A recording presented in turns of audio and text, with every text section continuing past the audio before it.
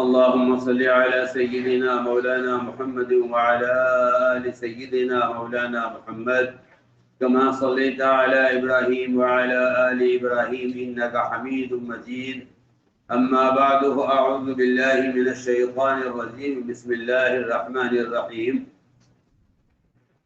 والذين جاهدوا فينا لنهدينهم سبلنا وإن الله لمع المحسنين. وقال الله سبحانه وتعالى: إنما يعمر مساجد الله من آمن بالله واليوم الآخر وأقام الصلاة وآتى الزكاة ولم يخش إلا الله فعسى أولئك أن يكونوا من المهتدين. وقال عليه الصلاة والسلام: لا يؤمن أحدكم حتى يكون هواه تبعا لما جئت به. وقال عليه الصلاة والسلام: من رأى منكم منكرا فليغيره بيده فإن لم يستطع فبلسانه فإن لم يستطع فبقلبه وذاك أضعف الإيمان، أو كما قال عليه الصلاة والسلام. میرے انتہائی محترم بزرگوں، دوستوں، عزیزوں، حضور اکرم صلی اللہ علیہ وسلم نے جس طرح اس امت کو عبادت کے طریقے دیے ہیں اور وہ عبادت کے طریقے قیامت تک بدلیں گے نہیں، ایسے ہی حضور اکرم صلی اللہ علیہ وسلم نے اس امت کو ہدایت کے حاصل کرنے کے متعین طریقے دیے تھے. وہ ہدایت کے طریقے بھی، ہدایت کے حاصل کرنے کے طریقے بھی قیامت تک بدلیں گے نہیں. اس بات پر غور کرنا چاہیے. جس طرح دین اللہ کا ضابطہ ہے، اس طرح دعوت الی اللہ، اس کا طریقہ کار بھی اللہ تعالیٰ کا ایک اٹل ضابطہ ہے. اس طرح دین اللہ کا ضابطہ ہے اور اس دین میں سارے احکام کے لیے طریقے متعین کر دیے گئے ہیں، اس میں تبدیلی ممکن نہیں. ایسے میں عرض کرنا چاہتا ہوں، جس طرح دین امانت ہے اس طرح دین کی محنت بھی امانت ہے. اللہ تعالیٰ نے محنت کے ساتھ ایک شرط لگائی ہے، وہ شرط لگائی ہے کہ اللہ تعالیٰ ہدایت ان کو دیں گے جن کی محنت سنت کے مطابق ہوگی. یہ بالکل یہ ایک واضح بات ہے. جس طرح عبادات میں مومن کے لیے گنجائش نہیں ہے کہ وہ اپنی عبادت کو سنت کے خلاف ادا کرے، اس طرح اس دعوت الی اللہ کے فریضے میں بھی اتباع سنت اتنا ہی لازم ہے جتنا عبادات میں سنت کا التزام لازم ہے. اس لیے سب سے بنیادی بات یہ ہے کہ اس دعوت کے فریضے میں اپنے آپ کو سنت کے تابع کرو. کی وجہ یہ ہے کہ جب رواج آتا ہے تو رواجی طریقوں میں سہولتیں نظر آتی ہیں. رواجی طریقوں میں سہولتیں نظر آتی ہیں. رواجی طریقوں میں سہولتیں نظر آتی ہیں. جب مصر فتح نہ ہو کے دیا تو عمر رضی اللہ تعالیٰ عنہ نے مصر کے طرف بھیجے جانے والے صحابہ کو خط لکھا اور خط میں صاف لکھا ہے کہ شاید تم نے اب کچھ نئے نئے کام شروع کر دیے ہیں جس کی وجہ سے مصر فتح نہیں ہو رہا ہے. آپ کو بات بہت دھیان سے سنیو. اور نے کچھ نہیں لکھا ہے سوائے اس کے خط کے اندر یہ لکھا ہے. یہ ایسا معلوم ہوتا ہے کہ مصر کی فتح میں تاخیر کی وجہ یہ ہے کہ تم نے نئے نئے کام شروع کر دیے.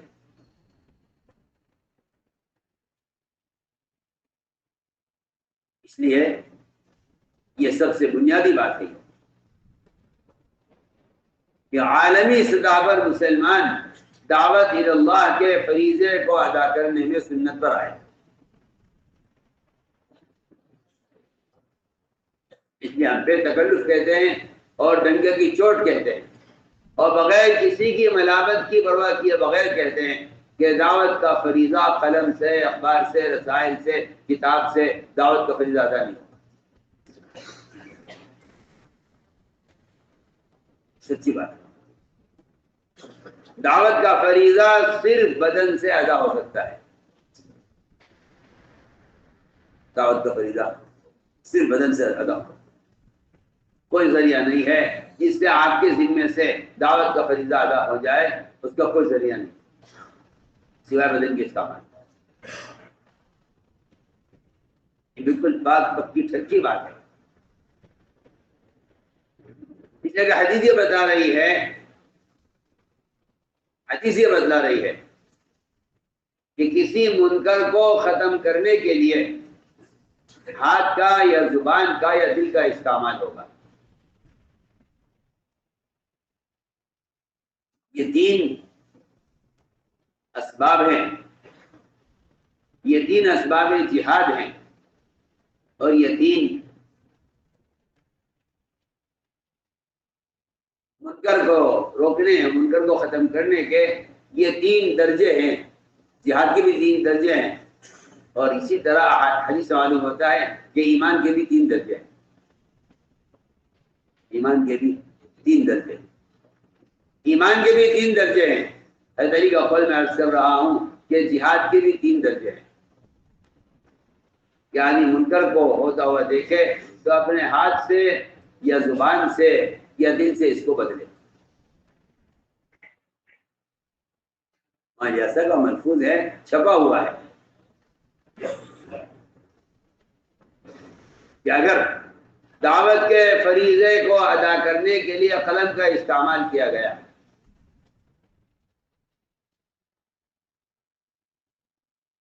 اگر دعوت کے فریضے کو ادا کرنے کے لیے قلم کا استعمال کیا گیا تو اس قلم کا استعمال ایسا ہے دعوت کی دنیا میں اور دعوت کے فریضے کو ادا کرنے میں، جیسا کوئی آدمی پانی ہوتے ہوئے اور پانی کے استعمال پر قدرت ہوتے ہوئے یہ تیمم کر لے، اس سے اس کا وضو باطل ہوگا اور اس سے فریضہ ادا نہیں ہوگا۔ بالکل اسی طرح محفوظ ہوگا۔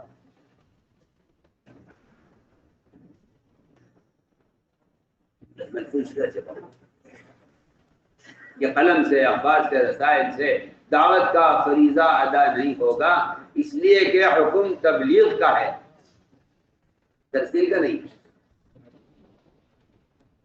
ترسیل اور تبلیغ میں کہتا ہوں بالکل الگ الگ دو چیزیں ہیں۔ ترسیل اور تبلیغ الگ الگ چیزیں ہیں بالکل۔ ترسیل یہ ہے کہ آپ رسالہ لکھ کر پیغام بھیج دیں،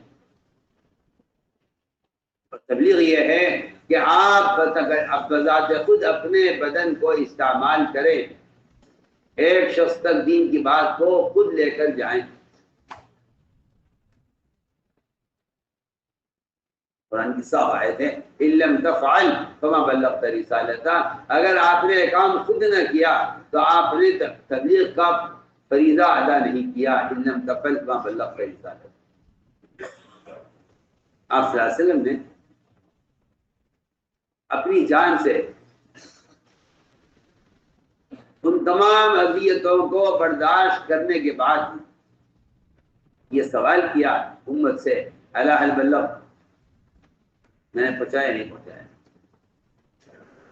اس لیے میں بہت بنیادی بات آپ سے عرض کرتا ہوں کہ سب سے پہلی بات یہ ہے کہ اس دعوت کے فریضے کو ادا کرنے کے لیے اس طرح بدن کا استعمال شرط ہے جس طرح نماز پڑھنے کے لیے بدن کا استعمال شرط ہے۔ خارجی کسی چیز سے نماز کا فریضہ ادا نہیں ہوگا، خارجی کسی چیز سے نماز کا فریضہ ادا نہیں ہوگا، اس طرح خارجی کسی بھی ذریعے سے دعوت کا فریضہ ادا نہیں ہوگا۔ اس لیے اصل تذکیر ہے، اصل تذکیر ہے، اور یہ بات آپ ذہن میں رکھیے گا کہ اصل تذکیر ہے، اور تذکیر بدن کا فعل ہے، کہ آپ خود یاد دلائیں گے۔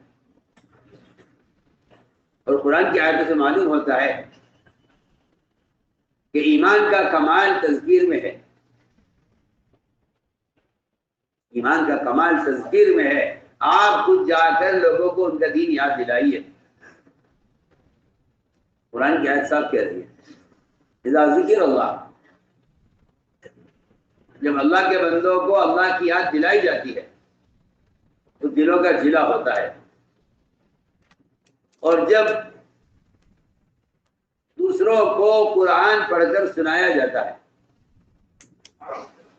جی ہاں، یعنی ان کو قرآن کے ذریعے اللہ کے احکام پر لایا جاتا ہے، تو اس سے ایمان میں زیادتی ہوتی ہے. یہ قرآن کی آیت کا میں نے مفہوم عرض کیا ہے. اذا ذکر اللہ وجلت قلوبهم واذا تلیت علیہم آیاتہ زادتہم ایمانا. کہ قرآن دو چیزوں سے قرآن بھرا ہوا ہے، اوامر اور نواہی، وعدے اور وعیدیں. وعدے اور وعیدیں، اوامر اور نواہی، ان سے قرآن بھرا ہوا ہے. جب دوسروں کے نیکی پر آمادہ کیا جاتا ہے اور دوسروں کو منکر سے بچانے کی کوشش کی جاتی ہے تو اس کا نتیجہ داعی کے لیے اپنے ایمان کی تکمیل کا اور ایمان کے بڑھنے کا ذریعہ ہوتا ہے. یہ ہے جو اصل بنیادی بات ہے وہ مجھے عرض کرنی. کیا موضوع ہے تبلیغ میں گشت کا؟ تبلیغ میں گشت کا موضوع کیا ہے؟ تبلیغ میں گشت کا موضوع اپنے ایمان کی تکمیل اور اپنے ایمان میں زیادتی پیدا کرنا. یہ تبلیغ میں گشت کا موضوع ہے. تو بے تکلف آپ سے کہتا ہوں، سارے عالم سے کہتا ہوں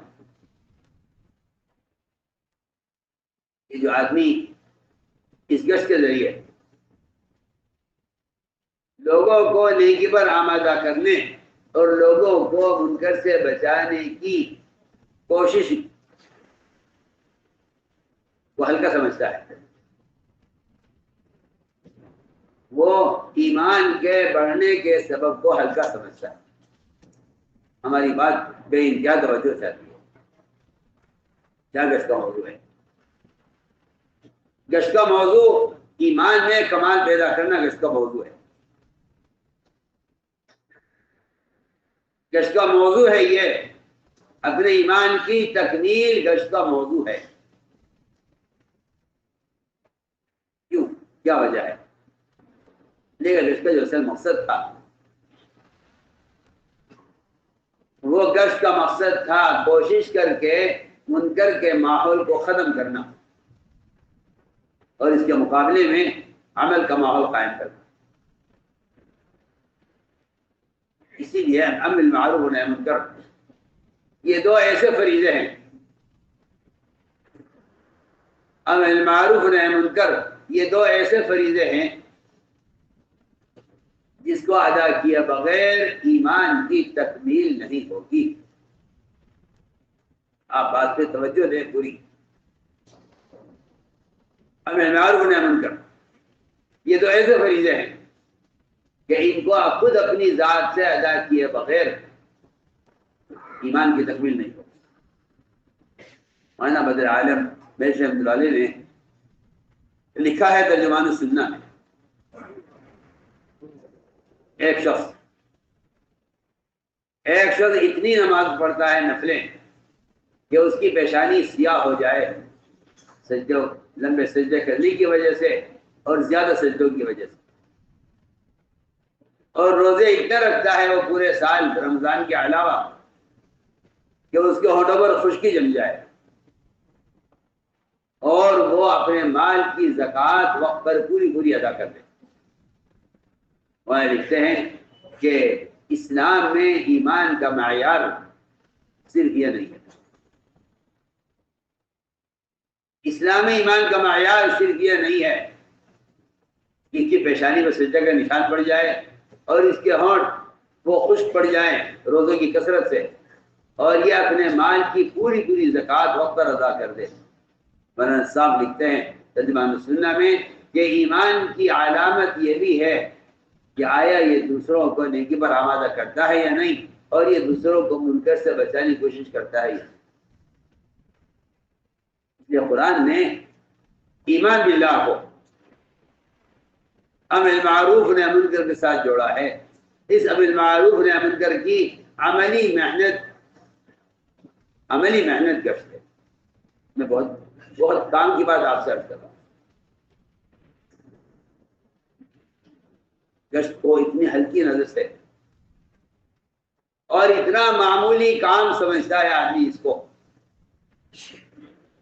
کہ لوگوں کو دعوت دے کر تیار کر کے مسجد کے ماحول میں جمع کرنا ان کو فرائض سکھلانے کے لیے. ہماری بات بے انتہا توجہ چاہتی ہے.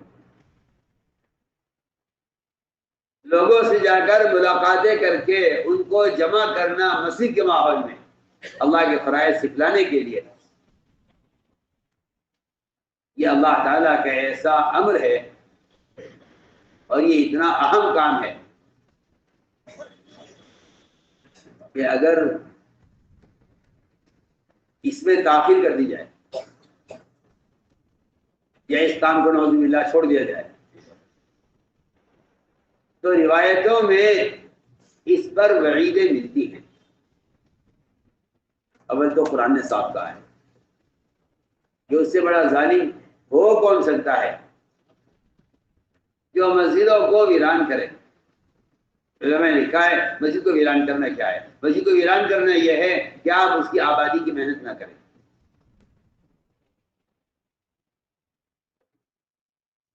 ویران کرنا یہ ہے کہ آپ اس کی آبادی کی محنت نہ کریں. یہ مسجد کو ویران کرنا ہے. اس کے ذہن میں اس آیت کے ذیل میں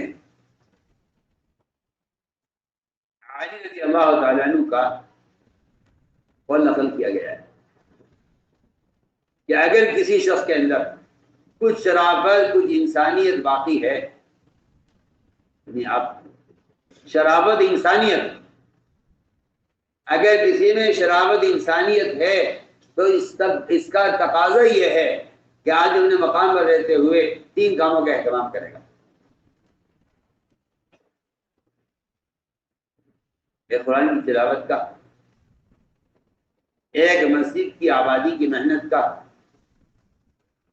اور تیسری بات یہ فرمائی کہ شرافت انسانیت کا ایک کام یہ ہوگا کہ ہر مسجد میں علماء کی ایک جماعت تشکیل کی جائے جو وہاں کے عوام کو دین سکھانے کے لیے کافی ہو جائے.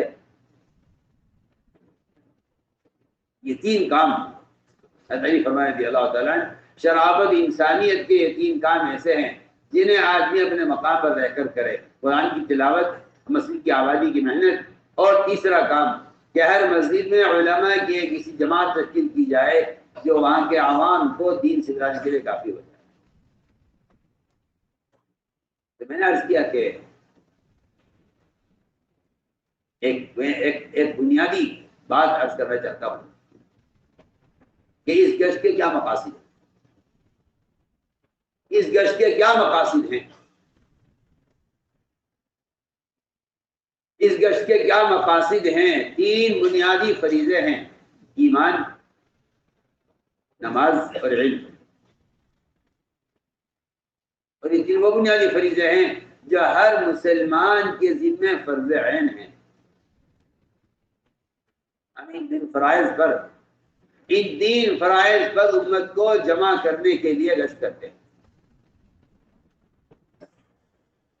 غور کیجیے، ان 3 فرائض پر امت کو جمع کرنے کے لیے گشت کرتے ہیں کہ امت ایمان پر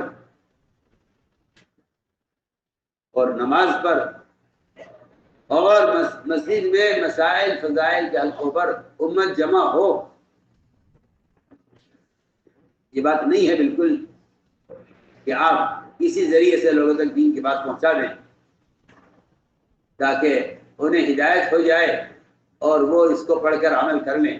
میں کہتا ہوں کہ یہ سوچ محمد صلی اللہ علیہ وسلم کے طریقہ تعلیم اور آپ کے طریقہ تربیت کے بالکل خلاف. اب بالکل صاف بات، آپ کے طریقہ تعلیم اور آپ صلی اللہ علیہ وسلم کے طریقہ تربیت کے بالکل خلاف ہے کہ آپ کسی ذریعے سے لوگوں تک دین کا پیغام پہنچا دیں اور آج یہ کہیں میری ذمہ داری ادا ہو گئی ہے. تو صاف بات یہ ہے کہ اس ماحول کے بغیر عمل کی استعداد پیدا نہیں ہوتی۔ مجھے عرض کرنا ہے کہ گشت کا کیا موضوع ہے؟ گشت کا موضوع ہے مسلمان کی جگہ کو تبدیل کرنا، مسجد کے باہر کے ماحول سے مسجد کے ماحول کی طرف۔ یہ گشت کا موضوع ہے، مسلمان کی جگہ کو تبدیل کرنا ہے، گناہوں کے بازاروں کے ماحول سے عمل کے ماحول کی طرف مسلمان کی جگہ کو تبدیل کرنا ہے۔ تغییر، کیونکہ منکر کو دیکھ کر تغییر کا حکم ہے کہ اس کو بدلا جائے، تو اس کو بدلنے کا ایک ہی راستہ ہے کہ منکر کرنے والی کی جگہ کو تبدیل کر دیا جائے۔ آپ خود جانتے ہیں، آپ کو اشکال ہوتا ہے کہ کیا ایسے ایمان بنے گا؟ آپ خود جانتے ہیں 99 بلکہ 100 قتل کرنے والے قاتل سے عالم نے یہ کہا تھا کہ اگر توبہ چاہتے ہو تو اپنی بستی چھوڑ دو، اپنی بستی چھوڑ۔ کیوں کہا عالم نے؟ یہ کیوں نہیں کہا آپ جائیے توبہ کیجیے، استغفار کیجیے، آئندہ نہ کرنے کا پختہ ارادہ کیجیے، آپ کے دل میں اپنے اس فعل پر ندامت ہو، اللہ کو معاف کر دیں گے؟ کیوں حکم دیا عالم نے کہ آپ اپنی بستی چھوڑ دیجیے؟ سے منکر کی جگہ کو چھڑوانا اور اس کی جگہ کو تبدیل کرنا، یہ گشت کا موضوع ہے۔ آپ غور کریں، میں نے عرض کیا کہ المعروف و نہی عن المنکر، اس فریضے کو ادا کرنا ایمان کی تکمیل کا اصل سبب ہے۔ اس لیے آپ دیکھیں گے کہ اول اللہ نے قرآن میں صاف کہہ دیا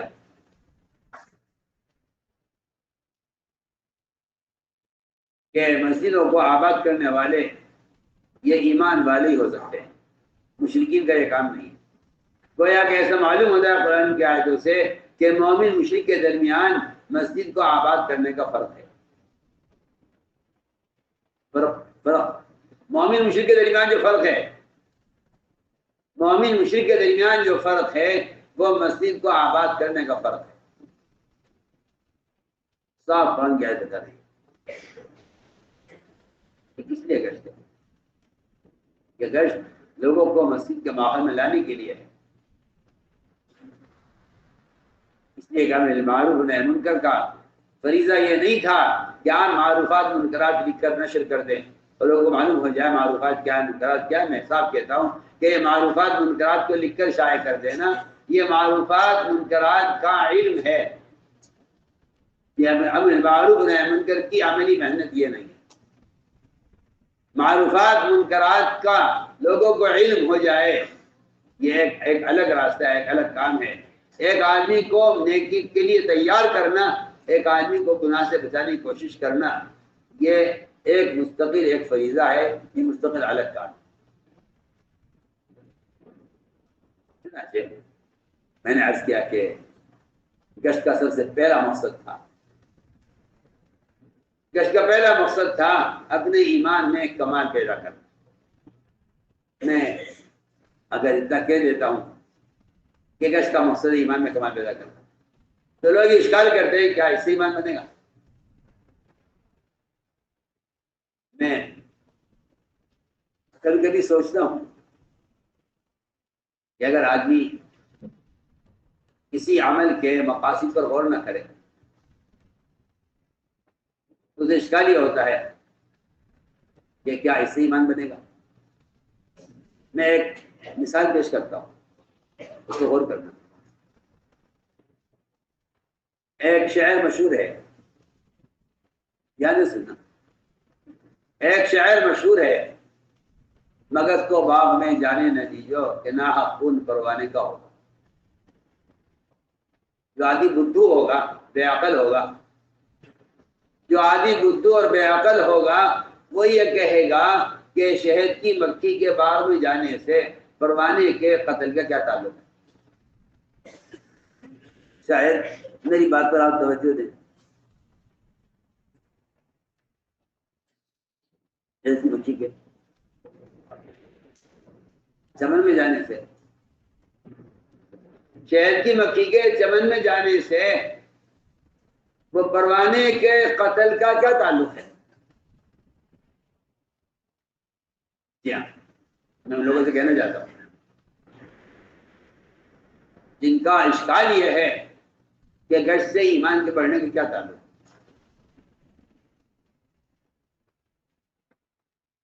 آپ غور کریں، شاید کہہ رہا ہے مگس کو باغ میں جانے نہ دیجیو کہ نہ خون پروانے کا ہوگا. تو کوئی بیچارہ بدھو آدمی ہوگا وہ کہے گا کہ مگس کے باغ میں جانے سے پروانے کے قبضے کی کیا تعلق ہے؟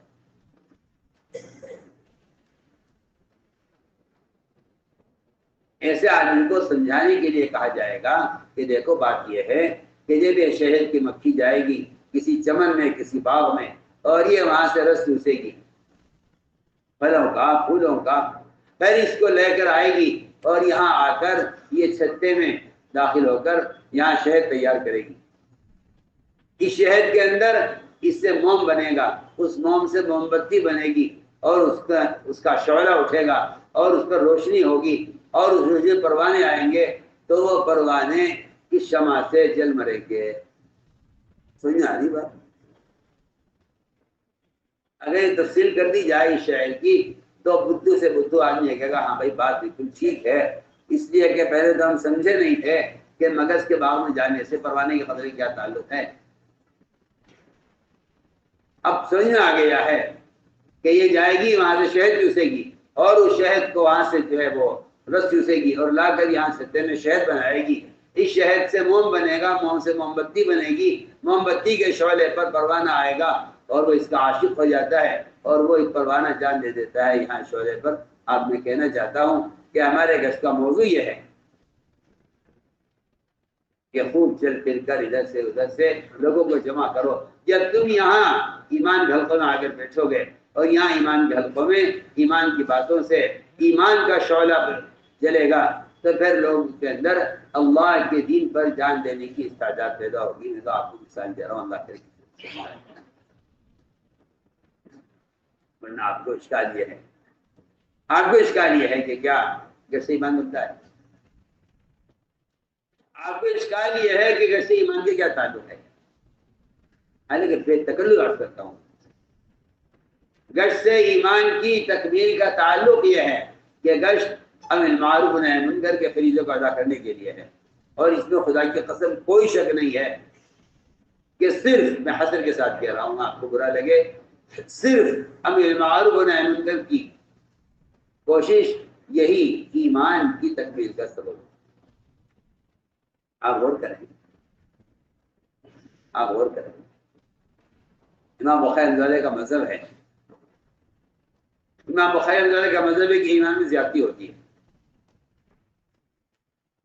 امام بخاری کا مذہب ہے کہ ایمان میں زیادتی ہوتی ہے اور وہی زیادتی کو ثابت کرنے کے لیے ان کے پاس دلیل یہ ہے کہ معاذ بن جبل رضی اللہ تعالیٰ عنہ وہ لوگوں سے ملاقاتیں کرتے تھے اور ان کو تیار کرتے تھے اور کہتے تھے اجلس بنا نؤمن ساعتن، آؤ ہمارے ساتھ بیٹھو یہاں کچھ دیر ایمان کے حلقوں میں اگر پر ایمان لے آئیں. فرمایا کرتے تھے کہ معاذ رضی اللہ تعالیٰ عنہ اپنے ایمان کی تکمیل کے لیے یہ عمل کیا کرتے تھے کہ لوگوں سے ملاقاتیں کر کے ان سے کہتے تھے اجلس بنا نؤمن ساعتن. یہ معاذ بن جبل کا عمل ایمان کی تکمیل کے لیے ہوتا تھا، جو امام بخاری کی دلیل ہے کہ ایمان میں زیادتی ہوتی ہے. اور کرنے کی بات ہے کہ ایمان کے بڑھنے کا جو سبب ہے امام بخاری رحمۃ اللہ علیہ اس سے معاذ بن جبل رضی اللہ عنہ کا عمل سے ثابت کر رہے ہیں کہ ایمان میں زیادتی ہوتی ہے اور صاف فرما رہے ہیں کہ وہ لوگوں سے ملاقاتیں کر کے کہتے تھے اجلس بنا نؤمن ساعتن، آؤ بیٹھو ہمارے ساتھ پر ایمان لائیں. عمر رضی اللہ تعالیٰ عنہ بازاروں میں ایک ایک کے دو کے ہاتھ پکڑتے اور خوشامد کرتے اور کہتے کہ اٹھو ہمارے ساتھ، آؤ چلو ہمارے ساتھ اگر پر ایمان لائیں گے. تو حضرت عمر رضی اللہ تعالیٰ عنہ یہ کام میں اس لیے کرتا ہوں تاکہ میرے ایمان میں زیادتی ہو. صاف لفظ بالکل ہے صاحب پڑھی آپ عمر رضی اللہ تعالیٰ عنہ وہ بازاروں میں گشت کر کے لوگوں کے ہاتھ پکڑ پکڑ کے ان سے کہتے تھے کہ اٹھو چلو ہمارے ساتھ خبر پر ایمان لائیں گے، فرمایا یہ کام اس لیے کرتا ہوں تاکہ میرے ایمان میں زیادتی ہو۔ حضور اکرم صلی اللہ علیہ وسلم کی زبان مبارک کے الفاظ ہی بتا رہے ہیں کہ آپ صلی اللہ علیہ وسلم نے ایمان کو بڑھانے کے لیے عبداللہ بن رواحہ کا اپنے محلے میں مسجد کے اطراف میں گشت کرنا اور صحابہ کو یہ کہہ کر ایمان کے حلقوں میں لانا کہ چلو چلو اٹھو ہمارے ساتھ ہمارے پر ایمان لائیں گے۔ ان صحابی نے جا کر آپ صلی اللہ علیہ وسلم سے عرض کیا کہ رسول اللہ ہم تو ایمان لا چکے ہیں، ابن رواحہ کہتا ایمان لائیں گے، کون سا ایمان ہے یہ؟ آپ صلی اللہ علیہ وسلم نے عبداللہ بن رواحہ کے اس عمل کی تعریف فرمائی اور فرمایا کہ یہ وہ حق قائم کرنا چاہتا ہے، اللہ تعالیٰ کو دیکھ کر خوش ہوتے ہیں۔ میں تو آپ کو مثالیں پیش کر رہا ہوں، اس لیے کہ بعض مرتبہ کوئی آدمی اعتراض کرتا ہے تو لوگ سمجھتے ہیں کہ ہاں یہ کہنا کیسے درست ہوگا کہ گشت ایمان کی تکمیل ہوتی ہے۔ گشت ایمان کی تکمیل کا ہونا یہ تو صحابہ کرام کا عمل بتلا رہا ہے کہ گشت کا مقصد تھا منکرات سے مسلمان کو نکالنا اور معروفات کے ادا کرنے پر مسلمان کو تیار کرنا۔ اس لیے کہ میں عرض کر چکا ہوں کہ لوگوں کو ان کا دین یاد دلانا، تذکیر میں ایمان کی زیادتی ہے۔ دیکھو میں کہہ رہا ہوں تذکیر میں ایمان کا بڑھنا ہے۔ فَإِذَا تُلِيَتْ عَلَيْهِمْ آيَاتُهُ زَادَتْهُمْ ایمانا، اس لیے ہم نے ایک بنیادی بات عرض کی کہ ہمارا تبلیغ میں کہ اس کا جو اصل مقصد تھا وہ ہر مسلمان کا اپنے ایمان کی تکمیل کے لیے صحابہ کرام کی طرح اس لیے دعوت اپنی ذات سے دعوت دینا ہر مسلمان کے ذمہ فرض عین ہے۔ اپنی ذات سے دعوت دینا ہر مسلمان کے ذمہ فرض عین، اور یہ بات ذہن میں رہے سب کے کہ دین کی بات کے سمجھانے اور سکھلانے کی جگہ وہ اصل مسجد ہے، وہ اصل مسجد ہے۔ دین کی بات کو سمجھانے اور سکھلانے کی اصل جگہ مسجد ہے، کیونکہ احادیث سے بھی اور آپ صلی اللہ علیہ وسلم کے فعل سے اور آپ کے عمل سے بھی یہ بات واضح ہوتی ہے کہ اصل بات کی دل میں اترنے کی جگہ مسجد ہے۔ ایک نہیں سینکڑوں واقعات ان کفار کے ہیں جنہوں نے 30 مرتبہ قسمیں کھائی تھی کہ ہم آپ کی بات سنیں گے نہیں، آپ کی بات قبول کریں گے نہیں، لیکن روایتوں میں ملتا ہے کہ جب ایسے لوگ قرآن کے حلقوں میں داخل ہوئے اور ایسے لوگ مسجد میں داخل ہوئے تو اللہ تعالیٰ نے ان کی دلوں کا ایسا نرم کیا۔ حضرت احمد رضی اللہ تعالیٰ اپنے کانوں میں روئی ٹھوسے ہوئے تھے کہ آپ کی بات سے نفرت بھی تھی اور آپ کی بات کا خوف بھی تھا۔ کہتے ہیں میں نے جیسے ہی مسجد میں قدم رکھا اندر سے میرے دل نے کہا طفیل ان کی بات سننی چاہیے، ان کی بات سننی چاہیے۔ کہتے میں نے کانوں سے روئی نکالی اور آپ کی بات سنی اور میں نے آپ کی بات کو اسی وقت قبول کیا، اور میں نے یہی آپ سے عرض کیا کہ میں اپنی قوم کو جا کر دعوت دیتا ہوں یہ مسجد میں آنے والا 80 خاندان، 80 افراد نہیں، 80 خاندان،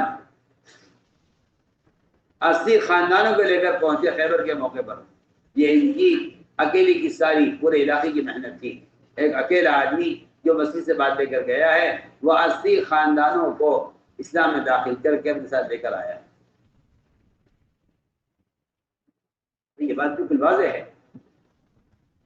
اور قرآن سے بھرے ہوئے ہیں کہ دین کی بات کے سمجھانے میں مسجد کا اللہ کی قسم کوئی متبادل نہیں ہے، کوئی متبادل نہیں ہے۔ اصل دلوں کو کھولنا ہے۔ ہمارے یہاں سب سمجھ لے کانوں میں دین کی بات ڈال دینا اس سے تبلیغ کا فریضہ ادا نہیں ہوتا۔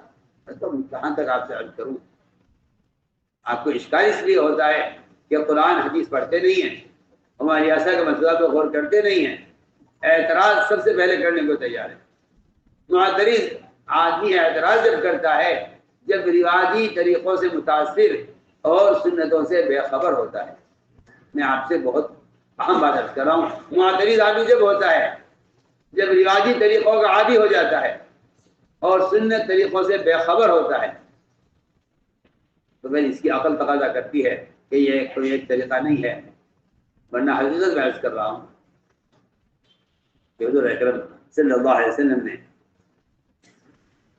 دلوں کو نرم کرنے کے لیے اس حق بات کو دل میں اتارنے کے لیے آپ صلی اللہ علیہ وسلم نے یہ صاف فرما دیا کہ مسجد کے ماحول سے بڑھ کر اس کا کوئی متبادل نہیں اور اس سے زیادہ دلوں کو نرم کرنا کوئی ذریعہ نہیں. فقیر نے فرائض سے انکار کیا، فرمایا مسجد میں رکھو. چور سے چوری ہو گئی، فرمایا مسجد میں رکھو. زنا ایک آدمی میں زنا کا تقاضا پیدا ہوا، مسجد بٹھا کر سمجھایا. ان سب کے دلوں میں کسی کے دل میں کفر سے نفرت پیدا ہو گئی، کسی کے دل میں چوری سے نفرت پیدا ہو گئی، کسی کے دل میں زنا سے نفرت پیدا ہو گئی. اس لیے میں نے عرض کیا کہ ہر مسلمان کو چاہیے، ہم تو عالم اس لفظ کرتے ہیں، ہر مسلمان کو چاہیے کہ وہ یومیہ کچھ وقت اپنا مسجد کے لیے فارغ کرے. یہ تعلیم کے لیے، یہ تعلم کے لیے، یا کم سے کم تقاضا مسجد کا آ گیا ہے کہ لوگوں کو مسجد کے ماحول میں جمع کرنا یہ ایک ایسا بنیادی فریضہ ہے.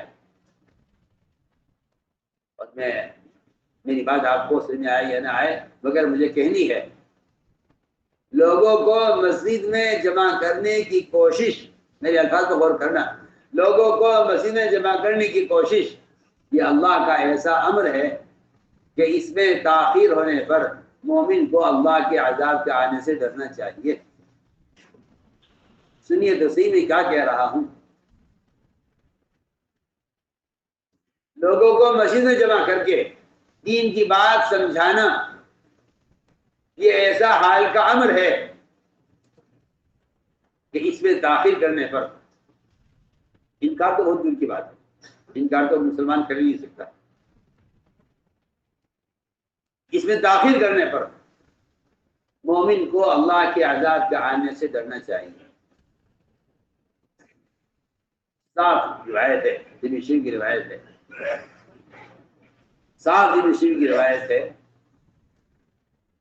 اللہ نے حکم دیا یحییٰ علیہ السلام کو کہ یحییٰ بنی اسرائیل کو مسجد اقصی میں جمع کرو. پہلی بات تو یہ آپ سمجھ لیجئے کہ یہ نہیں فرمایا کہ تم دین کی بات لکھ کر نشر کرا دو تاکہ لوگوں کو معلوم ہو جائے کہ فرائض کیا ہیں. فرمایا فرائض کی تعلیم دینے کے لیے ان کو مسجد میں جمع کرو. وہ 5 باتیں تھیں.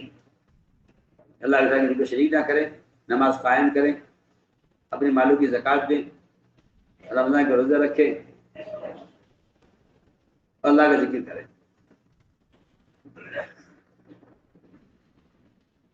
یحییٰ علیہ السلام کسی کام میں مشغول تھے. عیسیٰ علیہ السلام نے یاد دلایا کہ یحییٰ اللہ نے تمہیں اس بات کا حکم دیا ہے کہ بنی اسرائیل کو مسجد میں جمع کر کے یہ باتیں آپ ان کو سکھلائیں. اگر آپ مشغول ہیں تو یہ کام میں کر دیتا ہوں، یہ کام میں کر دیتا ہوں. یا عیسیٰ نے جواب دیا، عیسیٰ اگر یہ کام تم نے کیا میں نے نہ کیا تو اللہ مجھے زمین میں دھسائیں گے، اللہ مجھے عذاب دیں گے. میں سوچتا ہوں کبھی کبھی کہ اگر کسی کا خیال یہ ہے کہ یہ کام کرنا کوئی ایسا فرض کوئی واجب نہیں ہے، ایک نیک کام ہے تو کرنا چاہے تو کر لے. میں کہتا ہوں کسی مستحب کام کے نہ کرنے پر خست کی عذاب کی دھمکی کی کیا مطلب ہے؟ سوچیے آپ. اگر یہ کام کوئی ایسا لازمی نہیں تھا تو صرف تاخیر کے اندیشے پر کہ دیر نہ ہو جائے عیسیٰ علیہ السلام اپنے آپ کو پیش کر رہے ہیں کہ یہ کام میں کر دیتا ہوں، متبادل. ایسا کہے کہ نہیں عیسیٰ اگر یہ کام تم نے کر دیا میں نے نہ کیا تو اللہ مجھے عذاب دیں گے اور اللہ مجھے زمین میں دھسا دیں گے. سوچیے آپ. ہم نے عرض کیا کہ کچھ حقیقت ہے جس پر غور کرنے کی ضرورت ہے، کچھ حقیقت ہے جس پر غور کرنے کی ضرورت ہے۔ اس لیے سب سے پہلا کام یہ کہ اصل گشت کا موضوع تھا مسلمان کی جگہ کو تبدیل کرنا۔ آپ ذرا غور کیجئے، وہ مرغی جس کو جلالہ کہتے ہیں جو گندگی کھاتی ہے، شریعت کا یہ حکم ہے، شریعت کا یہ حکم ہے کہ اگر آپ اس کو استعمال کرنا چاہتے ہیں، مرغی کو جو گندگی کھاتی ہے تو اس کی عادی ہو گئی ہے، آپ اسے کچھ وقت کے لیے دربے بند کر دیجئے۔ شریعت نے کہا اگر بڑا جانور ہے تو 3 دن، اور اگر جانور چھوٹا ہے، مرغی وغیرہ ہے، تو اس کو 24 گھنٹے اسے کم سے کم بند کر دیا جائے اس ماحول میں، تاکہ اس کے بدن سے گندگی کا اثر ختم ہو جائے۔ آپ غور کیجئے، ایک جانور جو حلال حرام کا مکلف نہیں ہے، اسے کھانے کے قابل بنانے کے لیے اسے گندگی کے ماحول سے ہٹا کر بند کیا جاتا ہے دربے کے اندر، تو وہ انسان جس کو اللہ نے عبادت کے لیے پیدا کیا ہے، اگر یہ گناہوں کے ماحول کا عادی ہو گیا ہے تو اس کا مسیح کے ماحول میں رہنا کتنا ضروری ہوگا عمل کے قابل بننے کے لیے اور اللہ تعالی کی اطاعت کی استعداد پیدا کرنے کے لیے۔ میں تو آپ کو آسان مثال عرض کروں، اس لیے صاف بات کہ ہے مسجد کا ماحول بذات مطلوب ہے۔ ہم یہ نہیں سوچ سکتے کہ کیا بات ہے، اگر نہیں تو یہاں نہیں تو وہاں بات کر لو، وہاں نہیں تو وہاں بات کر لو، نہیں کوئی آتا ہے تو اس تک بات پہنچا دو۔ میں کہتا ہوں کہ یہ سارے آپ کے اپنے خیالات ہیں، ورنہ آپ صلی اللہ علیہ وسلم کو اس پر اصرار ہے کہ انہیں مسجد میں رکھا جائے۔ چور کو چوری کے حرام ہونے کا علم ہو جائے، اس سے آدمی چوری نہیں چھوڑ سکتا۔ چور سے چوری کی نفرت پیدا کرانے کے لیے اور چور کے دل میں چوری کی نفرت پیدا کرنے کے لیے آپ نے چور کو مسجد میں رکھا ہے، اور بھاگنے کا اندیشہ تھا کیونکہ جرم کیا ہوا ہے، ڈرا ہوا ہے، تو آپ نے اس کو باندھ دیا سکون سے کہ مسجد کو باندھ دو تاکہ یہ مسجد میں رہے کچھ وقت۔ تو میں نے عرض کیا کہ یہ پہلی بات ہے۔ دوسری بات یہ ہے کہ گشت کا اصل مقصد یہ تھا کہ جس وقت کا بھی فریضہ ہے، فجر کا، ظہر کا، عصر کا، مغرب کا، عشاء کا، ان سارے فرائض، ان ساری نمازوں پر امت کو جمع کرنا گشت کا موضوع ہے۔ یہ نہیں ہے ہمارا گشت۔ ہمارا گشت اس پر محدود نہیں ہے کہ آپ نے صبح 2.5 گھنٹے 3 گھنٹے فارغ کر لیے ہیں، اب آپ کی ذمہ داری پوری ہو گئی ہے۔ نہیں، میں کہتا ہوں گشت کا موضوع ہے حال کے امر کا پورا کرنا۔ میری بات کو سمجھنا بہت ضروری ہے۔ حال کا امر اگر ضائع ہو رہا ہے، حال کا امر ضائع ہو رہا ہے، میں سوال کرتا ہوں آپ سے، آپ صبح 2.5 گھنٹے مسجد کی حفاظت کر دیتے ہیں، لیکن ظہر کی نماز کے لیے آپ اپنی دکان سے اٹھ کر نماز کے لیے جا رہے ہیں، آپ کے برابر کا دکاندار، آپ اس کو نماز کی دعوت نہیں دیتے، تو آپ نے حال کے امر کو ضائع کر دیا۔ آپ نے حال کے امر کو ضائع کر دیا۔ حال کا امر ہے امر بالمعروف و نہی عن المنکر، یہ حال کا امر ہے امر بالمعروف و نہی عن المنکر، حال کا امر ہے۔ جہاں معروف ضائع ہو رہا ہو وہاں اس معروف پر مسلمان کو تیار کرنا، جہاں جو منکر ہو رہا ہے اس منکر سے مسلمان کو بچانا۔ میں کہتا ہوں حال کا امر بالمعروف و نہی عن المنکر ایسا فریضہ ہے کہ کسی کو آپ پانی میں گرتے ہوئے دیکھ رہے ہوں تو آپ کو جلدی سے آگے بڑھ کر ہاتھ پکڑنا چاہیے۔ بس میں کہنا چاہتا ہوں اگر ایک آدمی فریضے کو ضائع کر رہا ہے، آپ کو نظر آ رہا ہے کہ نماز ظہر کا نماز کا وقت ہے اور یہ آدمی اس دکان پر بیٹھا ہوا ہے، آپ اس حال کے امر کو پورا کریں، آپ اس دکاندار کو ہاتھ پکڑ کر تیار کر لیں کہ آپ میں نماز کے لیے چل رہا ہوں، آپ نماز کے لیے آ جائیں۔ ابھی تک مجھے نہیں مجھے اس بات کا پورا اندازہ ہے، میں کوئی خیالی باتیں نہیں کر رہا ہوں، مجھے اس کا پورا اندازہ ہے کہ ابھی تک مسجد کی آبادی اور گشت اس سطح پر پہنچا نہیں۔ ہم اور آپ ایک پروگرام چلا رہے ہیں، تبلیغ کا ایک پروگرام چلا رہے ہیں، ہم پروگرام میں لگے ہوئے ہیں، پروگرام کی دعوت۔ سوچیے آپ، میں مثال دیا کرتا ہوں اور بے تکلف مثال عرض کرتا ہوں۔ ایک شخص ہے، آپ تو یہ کہتے ہیں کہ جی میں کیا کروں، میں تو ملازم ہوں، میں کیا کروں، میں تو دکان پہ تاجر ہوں، میں کیا کر سکتا ہوں، میں تو فلاں کام میں مشغول ہوں۔ سوچیے آپ، ایک شخص 1,00,000 آدمیوں کی امامت کر رہا ہے، اس کو نماز پڑھا رہا ہے۔ 1,00,000 آدمی اس کے پیچھے نماز پڑھ رہے ہوں اور وہ 1,00,000 آدمیوں کی امامت کر رہا ہو۔ اچانک امام کی نظر پڑ گئی، امام کی نظر پڑی، امام کی نظر پڑی ایک شخص پر جو آنکھ سے نابینا تھا، اور وہ کسی کنویں کی طرف گرنے کو تھا۔ اس امام کے ذمہ فرض ہے، لازم ہے کہ نماز توڑ کر اس کا ہاتھ پکڑے، آگے بڑھے۔ کیا خیال ہے آپ کو؟ سوچیے، شریعت کیا کہتی ہے؟ شریعت یہ کہتی ہے کہ آپ اگر نماز پڑھ رہے ہیں، نماز پڑھا رہے ہیں، اور چور آپ کا سامان اٹھا کر لے جانے لگے، وہ لوٹا جو آپ کے وضو کا آپ کے ساتھ ہے، تو آپ کو اس سے اجازت دیتی ہے کہ آپ نماز توڑ کر چور سے اپنا لوٹا لے سکتے ہیں۔ سوچیے آپ،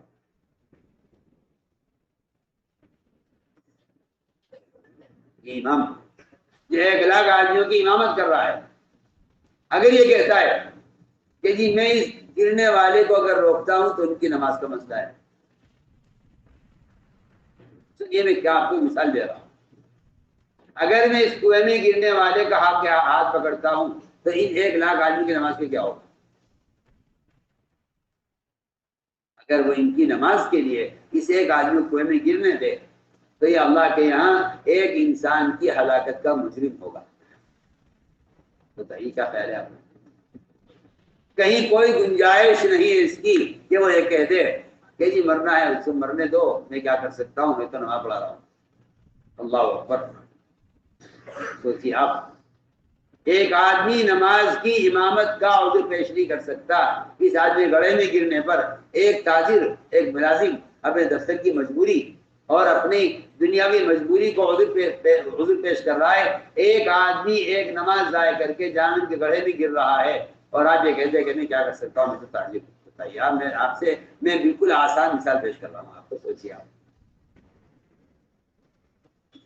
سوچیے۔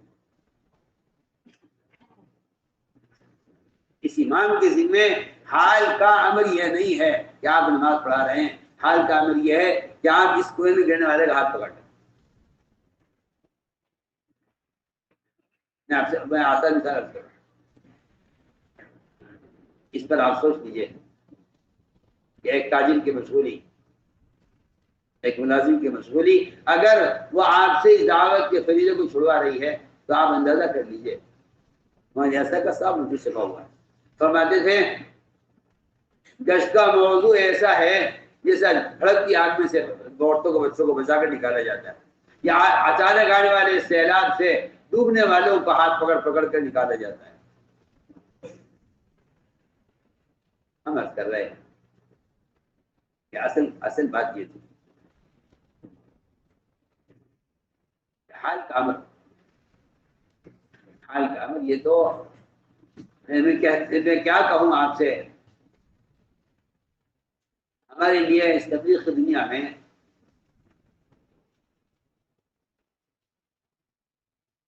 اس کام سے مناسبت پیدا کرنے کا جو ایک کیا کہنا چاہیے کہ ایک علی باتا تھی جو سکھلائی گئی تھی، ہم نے اس کو کام کا امتیاز سمجھ لیا ہے کہ بھئی یہ اس طرح اتنا کر لیا جائے تو اس سے اپنی ذمہ داری پوری ہو جاتی ہے۔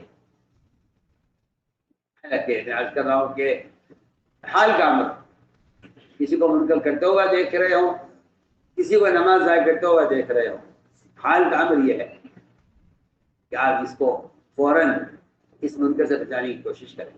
جس طرح کسی آدمی کو آپ ڈوبتا ہوا دیکھ رہے ہیں، تو آپ نہیں کہہ سکتے کہ میں تو صبح یہ کام کر چکا ہوں، یہ اگر ڈوب رہا ہے تو ڈوبنے دو۔ وہ تو حال کا امر آپ کو آمادہ کرے گا آگے بڑھ اس کا ہاتھ پکڑنے دو۔ ہم نے اس لیے عرض کیا ہے کہ گشت کا مقصد سے یہ تھا۔ تو میرے دوستوں، دوسرا فریضہ نماز کا ہے۔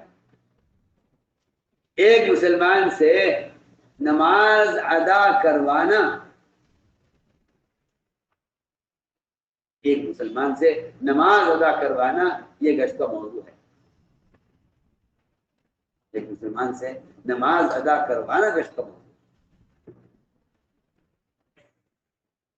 ایک مسلمان سے نماز ادا کروانا گشت کا موضوع ہے۔ میں آج کل چکا ہوں، علم، ایمان اور نماز، یہ تین فریضے بنیادی ہیں۔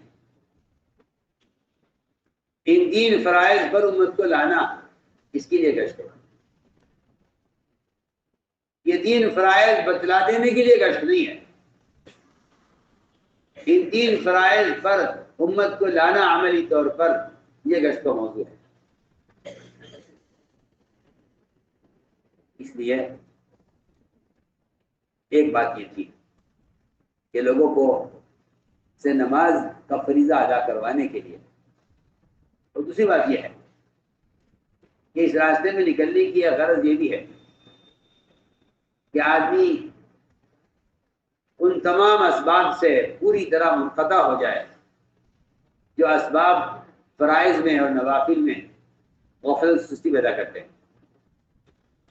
کچھ وقت کے لیے ہر فرد کو چاہیے، کچھ وقت کے لیے وہ اپنے ان اسباب سے پوری طرح منقطع ہو جائے۔ ان اسباب کی مشغولی کی وجہ سے فرائض میں غفلت اور نوافل میں سستی پیدا ہو جاتی ہے۔ عمر رضی اللہ تعالیٰ عنہ صحابہ کو یہ کہہ کر اللہ کے راستے میں نکالا کرتے تھے کہ تم اس لیے بھیج رہا ہوں تاکہ تمہاری نمازوں میں کمال پیدا ہو جائے۔ آپ غور کریں آخر صحابہ کی نماز میں کیا کمی ہوگی، اور عمر رضی اللہ تعالیٰ عنہ ان کو یہ کہہ کر نکالا کرتے تھے کہ اس لیے تمہیں نکالتا ہوں مدینے سے باہر کہ تاکہ تمہاری نماز میں کمال پیدا ہو جائے۔ خروج کا جو اصل مقصد تھا، کیونکہ دعوت دائی کے لیے بطور ترکیز ہے، دوسرے کے لیے بطور تذکیر ہے، اور تذکیر کا نفع بھی اپنے لیے ہے، اپنے بطور ترکیز ہے کہ اپنی عبادات میں کمال پیدا کرنے کے لیے اپنے آپ کو ان اسباب کی دنیا سے نکال لو کچھ وقت کے لیے جن اسباب کی مشغولی کی وجہ سے نمازوں میں غفلت اور نمازوں میں سستی پیدا ہوتی ہے۔ بلکہ میں تو کہتا ہوں کہ نوافل کی عادت ہی ختم ہو جاتی ہے لوگوں میں، جو لوگ اپنے دنیاوی کاموں کے اندر مشغول رہتے ہیں۔ کچھ وقت کے لیے اس ماحول سے نکلنا ضروری ہے، کچھ وقت کے لیے اس ماحول سے نکلنا ضروری ہے اپنی عبادات میں کمال پیدا کرنے کے لیے۔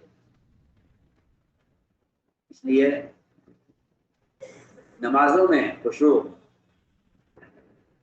اور لمبا قیام اور رات کی تہجد، اس کا اپنے آپ کو عادی بنانے کے لیے اپنی دنیاوی مشاغل کے ماحول سے نکلنا چاہیے۔ حضور اکرم صلی اللہ علیہ وسلم کی فجر کی نماز قضا ہو گئی، سفر میں تھے، آپ بھی سوئے، صحابہ بھی سوتے رہ گئے،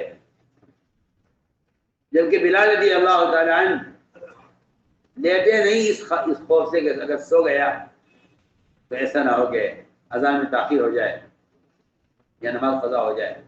بلال سے آئے، نے بار بار کہا میں جگاؤں گا، میں جگاؤں گا، میں جاگ رہا ہوں، میں آپ کو جگاؤں گا۔ اللہ نے بلال کو بھی سلایا۔ مقصد یہ بھی تھا کہ اگر نماز قضا ہو جائے تو اسے کیسے ادا کرنا ہے، اس کی تعلیم دینے کے لیے نماز قضا کروائی یا جب سورج نکل آیا، روشنی ہو گئی، نماز قضا ہو گئی، تو آج شاہی نے فرمایا کہ فجر کی نماز یہاں نہیں پڑھیں گے، آگے چل کے پڑھیں گے۔ فجر کی نماز آگے چل کے پڑھیں گے، یہاں نہیں پڑھیں گے۔ امام شافعی فرماتے ہیں کہ یہاں نماز کے نہ پڑھنے کی وجہ یہ ہے کہ اس وادی میں شیاطین کا اثر ہے۔ میں آپ سے بہت ہی بنیادی بات کر رہا ہوں، اس وادی میں شیاطین کا اثر تھا، یہ علت بیان کرے امام شافعی رحمۃ اللہ علیہ، کیا ہونا ہے کہ یہاں نماز نہیں پڑھیں گے، یہاں سے ہٹنا چاہیے، یہاں شیاطین کا اثر ہے۔ سوچیے آپ، صحابہ آپ کے ساتھ ہیں، آپ اس وادی سے بڑھ کر آگے بڑھ کر نماز ادا کر رہے ہیں، امام شافعی فرماتے ہیں علت یہ ہے کہ یہاں شیاطین کا اثر ہے۔ سوچیے آپ، ہم مثال سے بحث کیا کرتا ہوں کہ جو لوگ صاف ستھرے ماحول میں رہتے ہیں، جو لوگ صاف ستھرے ماحول میں رہتے ہیں، ان کا کوڑی کے پاس سے گزرنا مشکل ہو جاتا ہے۔ اگر کوئی سڑک کا مینہول کھل جائے اور کوئی گندے پانی کا پائپ پھٹ جائے یا کسی جگہ گندگی ڈالی جاتی ہو، وہاں سے ایسے آدمی کا گزرنا مشکل ہو جاتا ہے، وہ ناک پکڑ کر سانس روک کر گزرتا ہے وہاں سے کہ اسے بدبو برداشت نہیں ہو رہی۔ آپ بھنگیوں سے پوچھیے جو گندگی اٹھاتے ہیں، کیا تمہیں بدبو محسوس ہو رہی ہے؟ میں آپ کو مثال دے رہا ہوں، ان بھنگیوں سے پوچھیے جو گندگی میں رہتے ہیں، کیا ان کو بدبو محسوس ہو رہی ہے؟ وجہ کیا ہے؟ وجہ یہ ہے کہ اس ماحول میں رہتے رہتے ان کے اندر سے اس گندگی کی بدبو کا احساس ختم ہو گیا ہے۔ میں صاف سے بحث کرتا ہوں، جو لوگ گناہوں کے ماحول میں رہتے ہیں، ان میں گناہ کی ظلمت اور اس کی بدبو کا احساس ان کو ان میں سے ختم ہو جاتا ہے۔ ہمارا تو بنیادی مقصد ہے ہر مسلمان کو اس کی جگہ سے ہٹانا، بنیادی مقصد ہے ہمارا۔ خروج ہے ہی اخراج کے لیے کہ نکلو، لوگوں کو نکالنے کے لیے۔ میں آپ کو آسان مثال عرض کر رہا ہوں، ان جگہ کو تبدیل کرو۔ جو لوگ بدبو کے عادی ہو جاتے ہیں، جو لوگ بدبو کی جگہ کے عادی ہو جاتے ہیں، ان میں سے بدبو کا احساس ختم ہو جاتا ہے۔ ایسے ہی مسلمان میں سے گناہوں کے ماحول میں رہنے کی وجہ سے گناہوں کی ظلمتوں کا احساس ختم ہو گیا ہے۔ انہیں کچھ وقت چاہیے جس سے یہ فرشتوں کی صحبت میں رہیں۔ دو موقع ملتے ہیں فرشتوں کے نزول کے، ایک غزوات میں اور ایک مسجدوں میں علم کے حلقوں میں۔ مسجد میں علم کے حلقے اور غزوات میں صحابہ کا جمع ہونا، یہ دو موقع ملتے ہیں جس میں فرشتے آسمان سے نازل ہوتے ہیں۔ تو میں نے اس لیے عرض کیا کہ اپنے ماحول سے نکلنا اس لیے ضروری ہے کہ آدمی ایک ماحول میں رہ کر وہ اس گندگی کا اتنا عادی ہو جاتا ہے۔ آپ غور کریں، مدینہ منورہ کا ماحول ان اعمال کی وجہ سے اتنا پاکیزہ تھا کہ ایک دن مدینہ منورہ میں اچانک بدبو آئی فضا میں۔ آپ غور کریں، اچانک بدبو اگر فضا میں آئے، کوئی کہتا ہے شاید کوئی جانور مر گیا ہے کہیں، اس کی بدبو آ رہی ہے ہوا کے ذریعے۔ مدینہ منورہ میں بدبو پھیلی اور صحابہ نے آپ سے بدبو کو محسوس کیا۔ صحابہ نے پوچھا آپ سے بدبو پھینک کیا رہی؟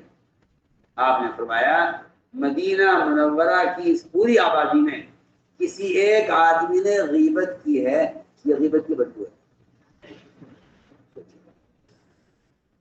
جس غیبت کی بدبو کو پورا مدینہ محسوس کر رہا ہے، میں سوال کر رہا ہوں سب سے، جس غیبت کی بدبو کو پورا مدینہ محسوس کر رہا ہے، ہماری فضا اتنی گندی ہو چکی ہے کہ اب خود غیبت کرنے والے کو اپنی زبان کی، اپنے منہ کی غیبت اس کے بھی ناک کو محسوس نہیں ہوتی۔ سوچیے کیا فاصلہ ہے ناک کے منہ کے درمیان، کیا فاصلہ ہے ناک اور منہ کے درمیان کہ آدمی غیبت کر کے بدبو محسوس نہیں کرتا، وہاں سارا مدینے کی آبادی ایک آدمی کے غیبت کرنے کی بدبو کو محسوس کر رہے ہیں، اس لیے کہ فضا اتنی صاف اور ستھری ہے کہ اس میں اگر کوئی بھی بدبو کی چیز آئے گی تو اس بدبو کو محسوس کیا جائے۔ میں آپ کو مثال دیتا ہوں، اس لیے میرے دوستوں یہ نکلنے کی غرض تھی کہ ہماری عبادات میں کمال پیدا ہو۔ اور یہ بات یاد رکھو کہ فرائض کی تکمیل نوافل سے ہوتی ہے، فرائض کی تکمیل نوافل سے ہوتی ہے، فرائض کی تکمیل نوافل سے ہوتی ہے، کیونکہ قرآن بھی حدیث بھی یہ بتا رہی ہے کہ ایک تو دعوت کے اس میدان میں فتح و نصرت، اور دوسرے علم کے کھلنے کا سبب وہ اصل رات کا قیام، وہ رات کا قیام۔ وہ صدیق رضی اللہ تعالیٰ عنہ نے نکلنے والی جماعتوں کو اس کی ہدایت ہوا کرتی تھی کہ اگر دو کام تم نے زیادہ کیے، ایک رات کا قیام، ایک رات کا قیام اور دوسرے قرآن کی تلاوت، یہ دو کام اگر تم نے زیادہ کیے تو اللہ کی مدد تمہارے ساتھ ہوگی۔ قرآن بھی یہ کہتا ہے اذا لقيتم فئة فاثبتوا واذكروا الله كثيرا لعلكم تفلحون، کہ جب تمہاری اس راستے میں کسی سے ملاقات ہو تو تمہیں چاہیے کہ تم اللہ کے راستے میں نکل کر دو کام زیادہ، اللہ کا ذکر زیادہ کرنا تاکہ تم کامیاب ہو جاؤ اپنے مقصد میں، جو قرآن کی آیت کا میں نے مفہوم عرض کیا ہے۔ اور وہ صدیق کے خطبے میں ہے، فرماتے تھے کہ دو کام اللہ کے راستے میں نکل کے زیادہ کرو گے تو تمہیں اپنے مقصد میں کامیابی حاصل ہوگی، ایک رات کا قیام، دوسرے قرآن کی تلاوت۔ تو ہم نے عرض کیا کہ نکلنے کی غرض ہے یہ، اس لیے میں تاکید سے کہا کرتا ہوں کام کرنے والوں کو کہ یہ رات کے قیام کا، تہجد کا اہتمام کریں۔ اس بارے میں غفلت بہت ہو رہی ہے، ساتھی کام میں تھک جاتے ہیں، کام میں سمجھاتے ہیں، حالانکہ جس کام میں آپ تھکا رہے ہیں اپنے آپ کو، یہ اسی کام میں کامیابی کا اصل ذریعہ ہے، رات کا قیام۔ آپ سے وسلم نے، آپ کا معمول تھا کہ آپ روزانہ عشاء کی نماز بہت تاخیر سے ہوتی تھی، اور عشاء کی نماز کے بعد آپ صلی اللہ علیہ وسلم وہ ملاقاتوں میں نکل جاتے ہیں۔ یہاں تو عام ذہنیت یہ بنائی گئی ہے کہ عشاء کے بعد کا وقت تو آرام کا ہے، اس لیے کہ سیرت سامنے ہے نہیں، اور آپ صلی اللہ علیہ وسلم کے رات کی ملاقاتیں وہ کسی کے سامنے ہے نہیں۔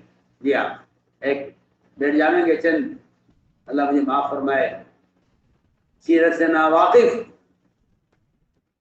اپنے تجربات کی بنیاد پر کام کرنے والے وہ بیٹھ جائیں گے، بیٹھ کے طے کر لیں گے یہ وقت ملاقاتوں کا، یہ ملاقاتوں کا وقت نہیں ہے۔ آپ کی مسجد نماز تہائی رات تک مؤخر ہوتی تھی، تہائی رات تک۔ حضرت اگر کہا کہ رسول اللہ نماز پڑھا دیجیے عشاء کی، عورتیں بچے جو نماز کے لیے آئے تھے مسجد میں سب لیٹ کر سو گئے ہیں، آپ عشاء پڑھا دیجیے، داخل۔ اسی تاخیر کے بعد آپ عشاء کی نماز پڑھاتے، پھر آپ صلی اللہ علیہ وسلم انصار کے محلے میں جاتے اور نئے آنے والوں کو آپ کھڑے مکہ مکرمہ کے زمانے کے حالات ان کو سناتے، کیا تکلیفیں ہم نے اٹھائیں، کیا حالات سے کن حالات سے گزرے ہیں، کس طرح دین یہاں تک پہنچا ہے، تاکہ نئے آنے والوں کو اسلام کی قدر ہو کہ آپ کھڑے عائشہ فرماتی ہیں میں آپ کا انتظار کرتی رہتی کہ آپ رات کو کب آئیں گے۔ آپ بہت تاخیر سے آتے اور گھر میں داخل ہوتے تو سیدھے آپ مصلی پر پہنچ جاتے۔ عائشہ فرماتی ہے کہ میں اس نظام میں رہتی کہ آپ شاید آگر لیٹیں گے، تھکے ہوئے ہوں گے، وہاں سب فرماتے تھے کہ اذا فرغت فانصب، اس کا تقاضا یہ ہے کہ تمہارا قیام اور تمہاری عبادت اور تمہاری نوافل وہ ہونی چاہیے اصل دعوت کے بعد، اس لیے کہ اذا فرغت فانصب وإلی ربک فرغب، یہ تین الفاظ بتا رہے ہیں کہ دعوت پھر عبادت پھر دعا، دعوت عبادت پھر دعا، تھکا دینے والے گشت کے بعد، تھکا دینے والے گشت کے بعد کی عبادت، اور پھر اس تھکا دینے والی عبادت کے بعد کی دعائیں۔ ہم نے عرض کیا کہ رات کے قیام میں اور تہجد میں بہت کمی ہو رہی ہے، جبکہ قرآن یہ کہہ رہا ہے، قرآن یہ کہہ رہا ہے کہ رات کے قیام اور تہجد سے دن بھر کے بڑے بڑے کاموں میں مدد ملے گی۔ اشد وقم قیلا ان لک فی النہار سبحا طویلا، سبحا طویلا کا مطلب ہے کہ آپ کو دن میں بڑے بڑے کارنامے انجام دینے ہیں، وصولیابی کے، جہاد کے، تشکیل کے بڑے بڑے کام جو آپ کو کرنے ہیں دن بھر، اس میں جو مدد ملے گی صاف قرآن کی آیت بتا رہی ہے کہ اس کا تعلق رات کے قیام سے۔ ایک صاحب کا نے بیان دے کر دیا، انہیں بیان سے معذرت کر دیا، میں بیان نہیں کر سکوں گا، شاید کوئی عذر ہوگا، بخار ہوگا، کوئی تکلیف ہوگی۔ میں نے پوچھا ان سے تم نے بیان کیوں نہیں کیا؟ کہنے لگا حضرت وہ رات تہجد چھوٹ گئی، رات تہجد چھوٹ گئی، اس لیے سمجھا کہ رات کا قیام نہیں ہوا تو اس غفلت کی رات کے بعد صبح بیان کس طرح کر لوں گا؟ اس رات کی غفلت کے بعد صبح بیان کیسے کر لوں گا؟ آپ غور کیجئے قرآن کی آیتوں میں مومن مشرک کے درمیان تہجد کا فرق ہے۔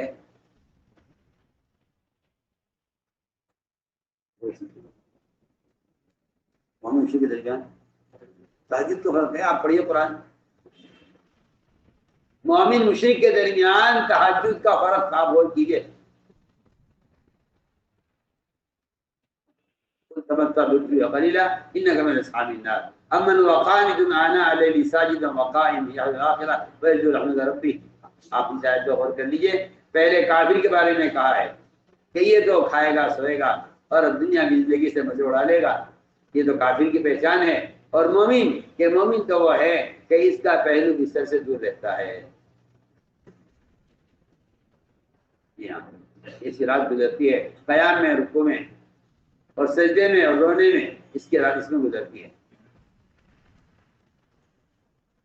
خود عبداللہ بن رواحہ رضی اللہ تعالیٰ عنہ وہ بھی یہ بیان کر رہے ہیں کہ کافروں کا تو یہ تو صفت یہ ہے کہ ان کے جسموں سے ان کے بستر بوجھل رہیں گے صبح تک، اور مومن کہ مومن وہ ہے کہ جس کا پہلو بستر سے قیام میں دور رہے گا،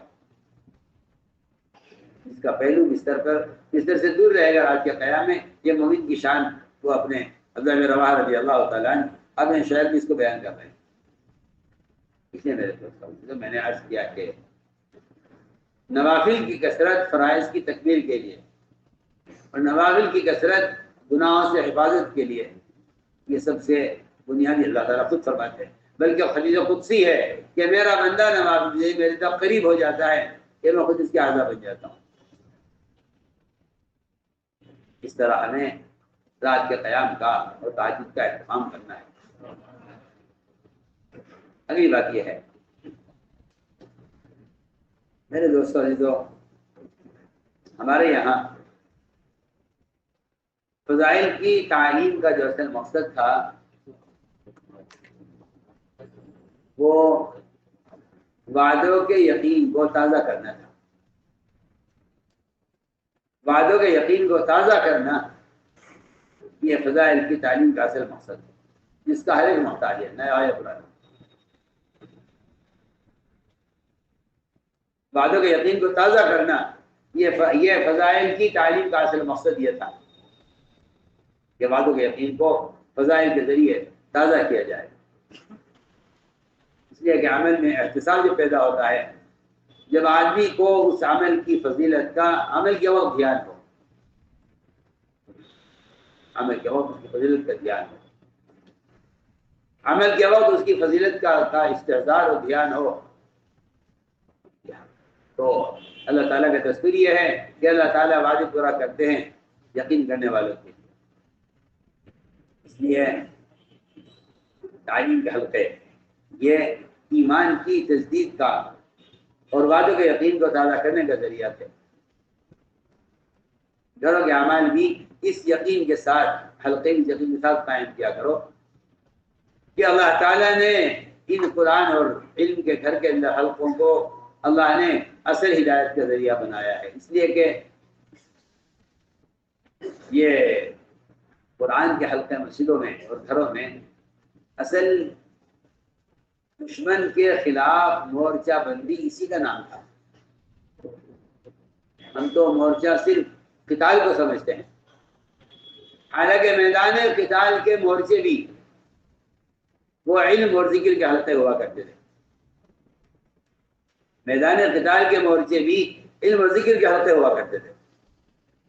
اصل مورچہ بندی اسی کو کہتے ہیں، ذالکم الرباط، ذالکم الرباط، جو حدیث میں مکرر فرمایا ہے کہ یہ ہے دشمن کے خلاف مورچہ بندی جسے کہتے ہیں دشمن کے خلاف، وہ اصل ذکر کے حلقے ہیں۔ بڑھیا جس میں تو آپ کو مکرر ملے گا تاکید کے لیے، مکرر آیا ہے تاکید کے لیے، ذالکم الرباط، ذالکم الرباط، کہ اصل مورچہ بندی یہ ہے دشمن کے خلاف کہ آپ ذکر علم کے حلقے قائم کریں۔ اس لیے گھر کے اعمال یہ اعمال طہارت، یہ اعمال طہارت ہیں اور یہ اعمال ہدایت ہیں، جنہیں اس زمانے میں بعضوں کا خیال یہ ہے کہ یہ کوئی 5 اعمال، یہ تو نیا طریقہ جاری کر دیا گیا ہے، پہلے تو یہ ہوا نہیں کرتا تھا۔ یعنی میں حیران ہوں، سیرت کی جس چیز کو مسلمان بھلاتا جائے، چھوڑتا جائے، آپ اس کو ہدایت کے اسباب سے خارج کرتے چلے جائیں، اور جب کسی متوجہ کیا جائے تو آپ کو چیز نہیں معلوم ہو۔ اور یہ بات ایک حقیقت ہے کہ جب مسلمان سنتوں سے بے خبر ہو جاتا ہے اور بدعتوں کا عادی ہو جاتا ہے تو اسے بدعتیں سنت معلوم ہوتی ہیں اور سنتیں اس کو بدعت معلوم ہوتی ہیں۔ یہاں تک آتا ہے کہ ایک زمانہ آئے گا کہ لوگ کہیں گے کہ یہ تو ایک نئی چیز ہے اور یہ تو ایک نئی بدعت ہے، حالانکہ وہ سنت ہوگی جس کو مسلمان بھلا چکا ہے۔ میں نے عرض کیا کہ یہ اعمال ان کو قرآن نے اعمال طہارت کا، قرآن نے اعمال طہارت کا۔ آپ غور کریں، عمر رضی اللہ تعالیٰ عنہ حضور اکرم صلی اللہ علیہ وسلم کے قتل کے ارادے سے نکلے کہ میں آج آپ کو نعوذ باللہ نمٹا کر ہی آتا ہوں۔ گزر ہوا بہن کے گھر میں قرآن کے حلقے پر، گزر ہوا بہن کے گھر میں قرآن کے حلقے پر۔ اللہ تعالیٰ نے عمر رضی اللہ تعالیٰ عنہ کو جو اصل ہدایت دی ہے، جو دل نرم پڑا ہے، وہ یہاں قرآن کے حلقے سے گزرتے ہوئے آج میں حاضر ہوئے، قرآن کے حلقے سے گزرتے ہوئے ہلکی سی کان میں آواز پڑی، حالانکہ روایت میں ہے کہ صاحب الفاظ سمجھ میں نہیں آئے، اتنا اندازہ ہو گیا ہے کہ یہ قرآن پڑھ رہے ہیں۔ اتنے واقعات ہیں، آپ سیرتیں پڑھیے کہ آپ صلی اللہ علیہ وسلم نے ضدی کافروں کو، ابو جہل کہتا ہے کہ اس قرآن سے زیادہ حلاوت والا، اس قرآن سے زیادہ مؤثر اور اس قرآن سے زیادہ مثمر، یعنی پھل دینے والا اور خیر لانے والا، اور اس قرآن سے بڑھ کر سارے اشعار اور سارے کلام کو توڑنے والا کوئی اور کلام نہیں۔ یہ ابو جہل جیسے ضدی کافر کا قرآن کے بارے میں یہ خیال ہے۔ یہ بڑے افسوس کی بات ہے، جو میں بار بار کہتا ہوں کہ ہمیں رواج کا سیلاب جواز کے نام سے، ہمیں رواج کا سیلاب جواز کے نام سے بے ادب بنا رہا ہے۔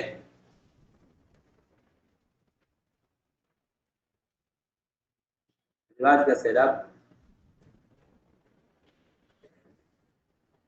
رواج کا سیلاب، رواج کا ایک سیلاب آیا ہوا ہے جو جواز کے نام سے بے ادب بنا رہا ہے۔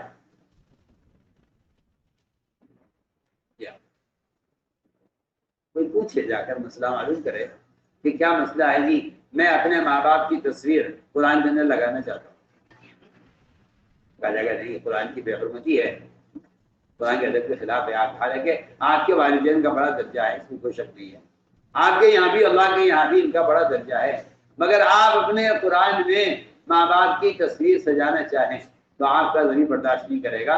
پھر آپ کا ذہن سے کیسے برداشت کر لیتا ہے کہ آپ ننگی گندی تصویروں میں قرآن کو سجا کے رکھیں موبائل میں؟ تو میں تو سمجھتا ہوں کہ شاید اس کی عظمت، اس کا ادب ختم ہو چکا ہو، تو پھر آدمی اس طرح کی سوچ اور اس طرح کا کام کر سکتا ہے، ورنہ بے تکلف نہ کر۔ اصل سوال ادب کا، اتباع سنت کا اور طریقہ صحابہ کا سوال اس کا ہے۔ اور یہ حضرت عیسیٰ فرماتے رضی اللہ تعالیٰ کہ تم جس زمانے میں بھی جس سنت کو چھوڑ دو گے، اس عمل کی جگہ یہود و نصارے کے طریقے لے لیں گے۔ یہ طریقہ قول اتنا بنیادی اصول ہے یہ ہر زمانے کے لیے، بالکل آپ سے بے تکلف عرض کرو۔ آپ سوچیے قادسیہ کی جنگ میں صحابہ کے ساتھ قرآن تھا، اللہ نے سے مدد کی،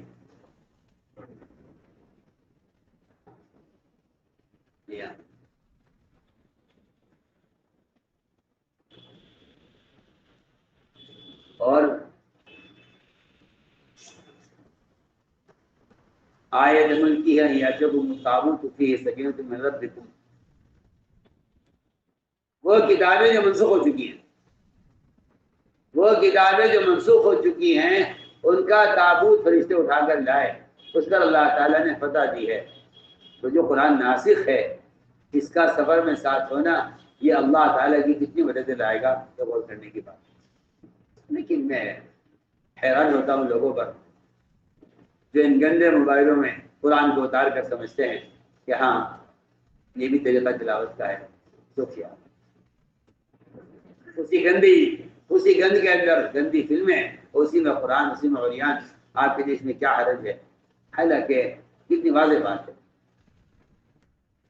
بعض الحمد نے لکھا ہے کہ ریڈیو پر قرآن کا سننا ناجائز ہے، اور یہ قرآن کی بے ادبی ہے، قرآن کی بے حرمتی ہے، اور قرآن کو کھیل بنانا ہے۔ یہ صاف ستھرا چھپا ہوا، اور پڑھنے والے کو سننے والے کو روکنا واجب ہے، یہ لکھا ہے۔ اس کو آپ ان گندی فلموں میں اور ان گندی جو ہے تصویروں میں قرآن کو رکھ کر آپ سمجھتے ہیں کہ اس میں کیا حرج ہے؟ دیکھیں قرآن کا ہاتھ میں ہونا طہارت کا تقاضا کرے گا، طہارت کا تقاضا کرے گا قرآن کا ہاتھ میں ہونا۔ اللہ نے سارے انبیاء کو مسائل لکھ کر دیے ہیں، مسائل لکھ کر دیے ہیں۔ آپ کے ہاتھ میں قرآن کا ہونا ہر دیکھنے والے کے لیے قرآن کی تلاوت کی عملی دعوت ہے۔ لیکن وہی بات میں جو کہنا چاہتا ہوں کہ جب آدمی رواج کی طرف جاتا ہے، جواز کی وجہ سے، جب آدمی رواج کیا جاتا ہے جواز کی وجہ سے، تو وہ جواز کے نام سے رواج کو سنت پر ترجیح دیتا ہے۔ یہ میں کہتا ہوں بے ادب بنانے کا آسان راستہ ہے، بے ادب بنانے کا آسان راستہ ہے۔ کسی کو بے ادب بنانا ہو اور قرآن کی بے حرمتی کروانی ہو تو اس کو جواز کا راستہ بتا دو کہ جواز کا راستہ ہے، جبکہ سارے ادب کا خلاصہ اتباع سنت ہے۔ جو آدمی اتباع سنت پر، اتباع صحابہ پر نہیں ہے، وہ بے ادب ہوگا، چاہے وہ جائز کام کراؤ مگر بے ادب ہوگا۔ یہ میں تاکید سے عرض کر رہا ہوں کہ قرآن کی تلاوت قرآن میں دیکھ کر، قرآن کی تلاوت قرآن میں دیکھ کر۔ آپ صلی اللہ علیہ وسلم اپنے معمول کو اتنا مقدم کرتے تھے۔ ایک صحابی نے آپ صلی اللہ علیہ وسلم کے پاس اجازت چاہی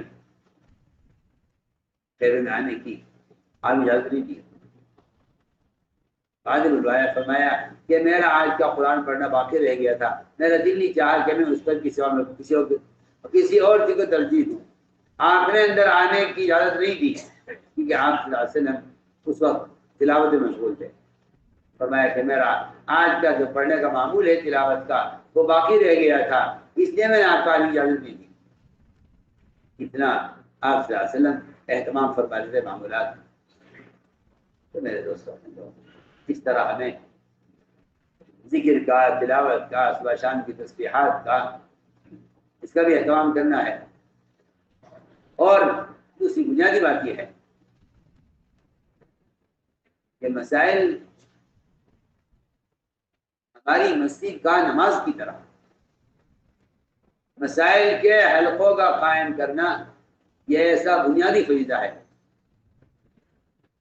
اس میں علماء کے بارے میں تو صاف روایتوں کے اندر آتا ہے۔ پہلی میں عرض کر چکا ہوں کہ حضرت علی کا قول کہ ہر مسجد میں علماء کی جماعت تشکیل کی جائے، یہ شرافت انسانیت کا تقاضا ہے کہ ہر مسجد میں علماء کی جماعت تشکیل کی جائے جو وہاں کے عوام کو دین سکھلانے، مسائل سکھلانے کے لیے کافی ہو جائے۔ ہمارے کام کا بنیادی مقصد ہے کہ مسجدوں میں مسائل کا حل قائم کیے جائے۔ حضور اکرم صلی اللہ علیہ وسلم کی مسجد کا معمول یہ تھا، آپ صلی اللہ علیہ وسلم نئے آنے والوں کو نماز خود سکھلاتے تھے۔ آپ نئے آنے والوں کو نماز خود سکھلاتے تھے۔ عمر رضی اللہ تعالیٰ منبر سے خود تعلیم دیا کرتے تھے۔ اس لیے مساجد میں مسائل حلقوں کا قائم کرنا یہ ہمارے کام کا بنیادی مقصد ہے، اس لیے کہ ساری امت کو جہالت سے نکالنا اور ہر مسلمان کو اس کی زندگی کا اور اس کے دین کے تمام شعبوں کا علم اس کو سکھلانا یہ اصل مسجد کا عمل ہے۔ اس لیے یہ بھی ذمہ داری ہے کہ مسجدوں میں مسائل کے حل تک قائم کیے جائیں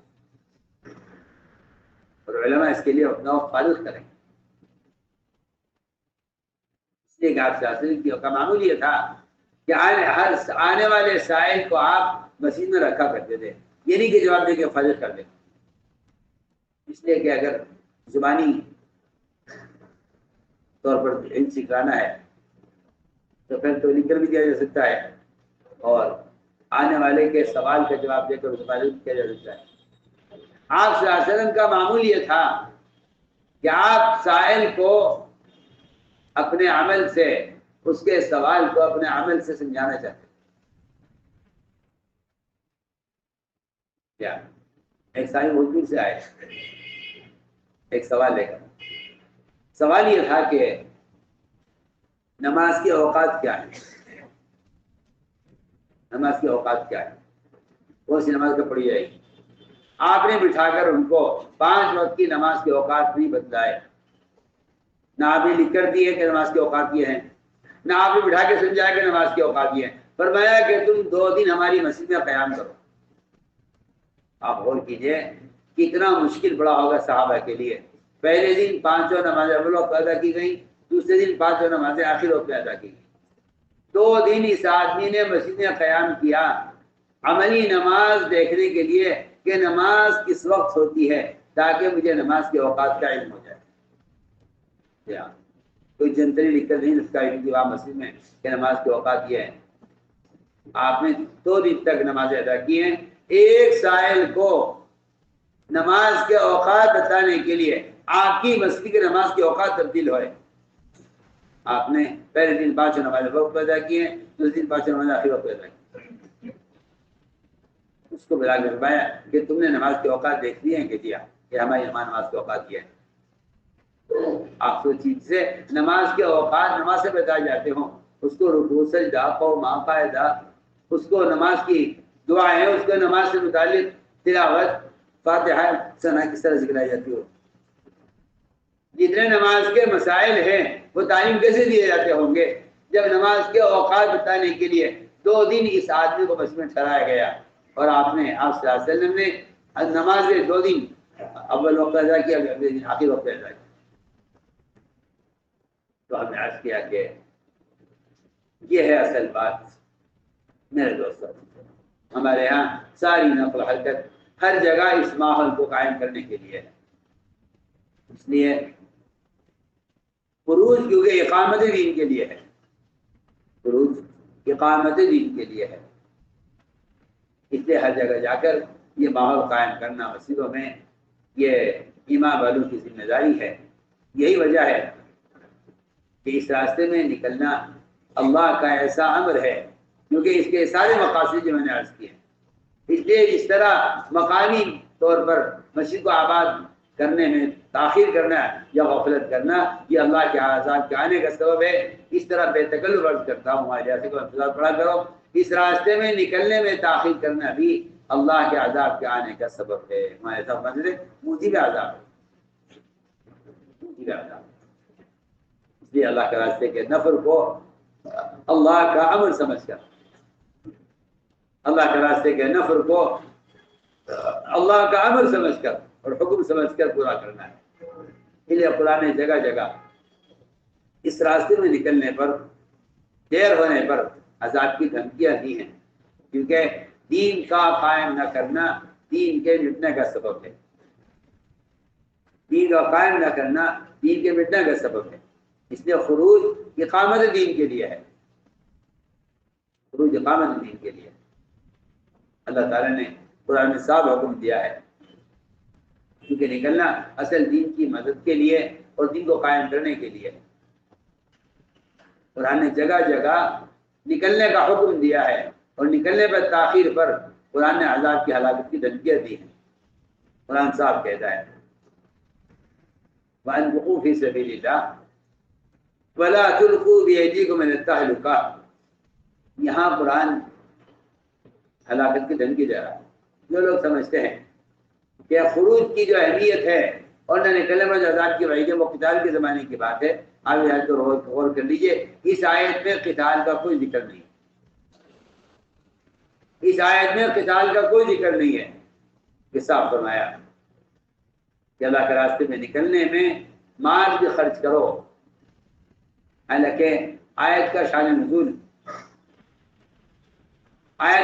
نزول یہ بتا رہا ہے کہ انہوں نے نکلنے سے، اس وقت نکلنے سے انکار کیا تھا، نہ زکات دینے سے انکار کیا کہ انفاق حکم آ گیا، نہ بیواؤں یتیموں مسکینوں پر خرچ کرنے سے انکار کیا تھا کہ انفاق کا حکم آ گیا، نہ حج سے انکار کیا تھا کہ انفاق کا حکم آ گیا۔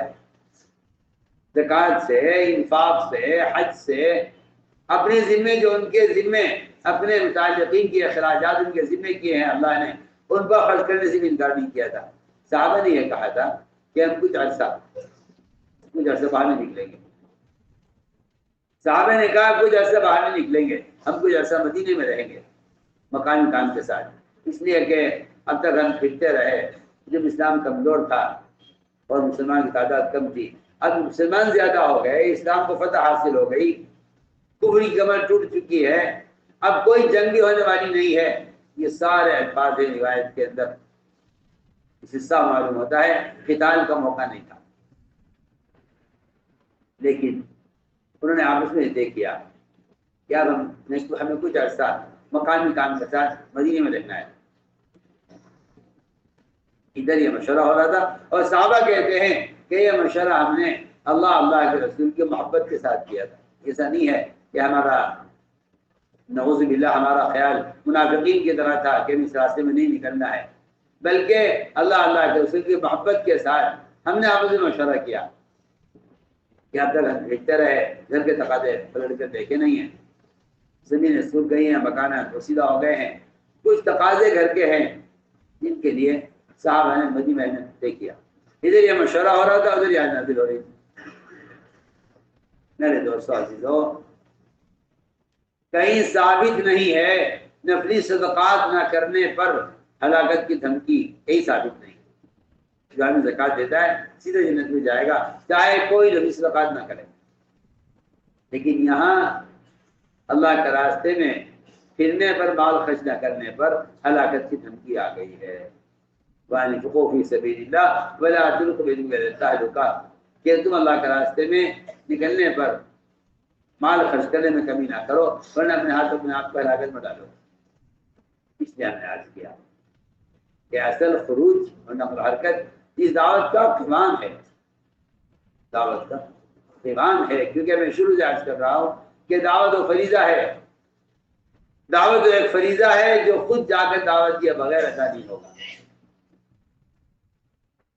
آلات ذرائع اخبار رسائل، اس سے دینی معلومات تو حاصل ہو سکتی ہیں، لیکن ان سے دعوت کا پھر زیادہ نہیں ہو سکتا۔ اس کے لیے تو وہ فارغ کر کے ایک عمل کا ماحول قائم کرنا ہوگا، ایک عمل کا ماحول قائم کرنا ہوگا، عمل کا ماحول قائم کرنا ہوگا کہ فرد کو دعوت دے کر اس کے ماحول سے نکالا جائے۔ اس لیے میرے دوستوں، اس کے لیے ملکوں کے تقاضے سامنے ہیں، ہر جگہ اس ماحول کا قائم کرنا کوشش کر کے، یہ یعنی بذات خود ایک محنت ہے، بذات خود ایک محنت ہے کہ ہر جگہ اس کا ماحول قائم کیا جائے اور مسجدوں کو ان تمام اعمال سے آباد کیا جائے۔ یہ اعمال محمد صلی اللہ علیہ وسلم کی آپ کے مسجد کے اعمال ہے، اس لیے کہ وہ اعمال ہدایت ہے، وہی اعمال تربیت ہے، کیونکہ ہم نے صاف فرما دیا کہ اس سے بڑھ کر اور کوئی ذریعہ نہیں، دلوں کو نرم کرنے والا اس سے بڑھ کر کوئی اور ذریعہ نہیں۔ اس کے لیے ہمیں اپنے آپ کو فارغ کرنا ہوگا، اس لیے ہم بے تکلف عرض کرتے ہیں، اپنے مقام پر رہتے ہوئے اپنی مسجد کے لیے 8 گھنٹے فارغ کرنا اور ہر مسلمان کو اس کے لیے تیار کرنا۔ میں تو شروع سے عرض کر رہا ہوں کہ تعمیر مسجد کوئی تبلیغ والوں کا کام نہیں ہے، ایمان والوں کا کام ہے۔ تعمیر مسجد ایمان والوں کا کام ہے، صرف تبلیغ والوں کا کام نہیں ہے۔ قرآن نے بالکل صاف کر دیا ہے، بالکل صاف کر دیا قرآن نے کہ سارے ایمان والے مسجد کا آباد کرنے والے ہیں، مشرکین کا کام نہیں ہے کہ مسجد کا آباد کریں گے۔ گویا عمومی مشرک کے درمیان مسجد کی آبادی کا فرق ہے، مشرک کے درمیان مسجد کی آباد کرنے کا فرق ہے۔ اس لیے ہر مسلمان کے ذمہ فرض عین ہے کہ وہ اپنے آپ کو مسجد والا بنائے، ہر مسلمان کے ذمہ فرض عین ہے۔ ہم اس فریضے کو ادا کرانے کے لیے مسلمان کو اس کے لیے تیار کرتے ہیں، اس لیے پورا مجمع اس کا دل سے عزم کر لے کہ انشاءاللہ ہر سال 4 مہینے ماہانہ 10 دن اور روزانہ 8 گھنٹے اس کا حفاظت کرنے کو ہم اپنا معمول بنائیں۔ اس کے لیے آپ کو ہمت کر کے پیش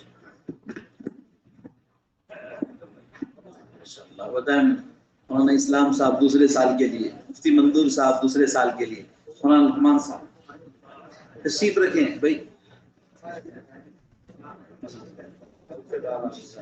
جب تک تشکیل پوری نہ ہو کوئی فضا نہ بنائے جانے کی، تشریف رکھیں۔